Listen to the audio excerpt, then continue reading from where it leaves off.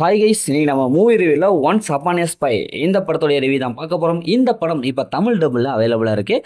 மறக்காமல் check out பண்ணி பாருங்கள். இது ஒரு ஆக்ஷன் மூவியாக வெளிவந்திருக்கு. இப்போ இந்த படத்துடைய கதையை பார்த்தரலாம்.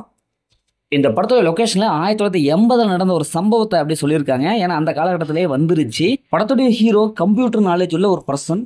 இவர் கம்ப்யூட்டரில் பூந்து விளையாடுவார். போலீஸ் இன்வெஸ்டிகேஷன் ஆஃபீஸராக இருப்பார். இவரை தேடி ஹீரோயின் வந்துருவாங்க. இவங்க 2 பேரும் சேர்ந்து ஒரு கேஸை இன்வெஸ்டிகேஷன் பண்ணுவாங்க. அது என்னன்னா, நாசாவில் இருக்கிற கம்ப்யூட்டர் காணாமல் போயிடும். இதை கண்டுபிடிக்கணும். இதுதான் இவங்க எடுத்துக்கிட்ட கேஸ். இறுதியில் இந்த கேஸ் எப்படி கண்டுபிடிக்கிறாங்க, இறுதியில் என்னாச்சு அப்படிங்கிறது தான் இந்த படத்துடைய ஆன்லைன்.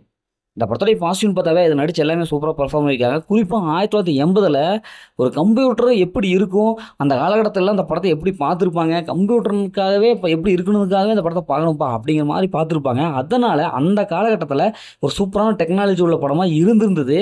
ஆனால் இப்போ பார்க்கும்போது இன்னும் கொஞ்சம் பெட்டராக எடுத்துருக்கலாமோ அப்படி தான் தோணுச்சு. படத்தோட ஸ்க்ரீன் பிளே பொறுத்தளவுக்கு ஃபர்ஸ்ட் ஹாஃபில் காமெடி அளவுக்கு சொல்லியிருக்காங்க. காமெடி ஓரளவுக்கு கிளிக்காக இருக்குது.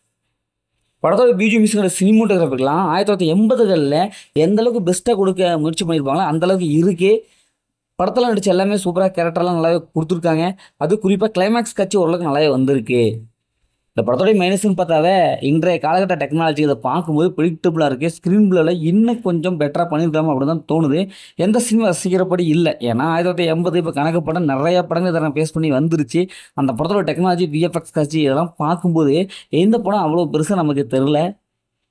ஏன்னா சுத்தமாக படம் பார்க்கறதுக்கு நல்லாவே இல்லை, போர் அடிக்குது. அது செகண்ட் ஹாஃப்லேருந்து கடைசி வரைக்கும் படம் பார்க்க என்னடா அது ஓடிட்டே இருக்குது அப்படின்னா தான் இருக்குது. ஏன்னா நான் சொன்ன மாதிரி அந்த காலகட்ட டெக்னாலஜி இப்போ இருக்கிற டெக்னாலஜி ஸ்பீடுக்கு அது இடம் கொடுக்கல. படத்தில் அந்த மாதிரி சின்சில் இல்லை, ஃபேமிலியோட பார்க்கலாம். மொத்தம் அந்த படம் இப்படி சூப்பராக இருக்காங்கன்னா இந்த படம் ஒரு ஒன் டைம் வாட்ச் அப்படின்னு தான் நான் சொல்கிறேன். ஓகே, இதே மாதிரி அடுத்த ஒரு புதிய மூவி ரிவ்யூ சந்திப்போம்.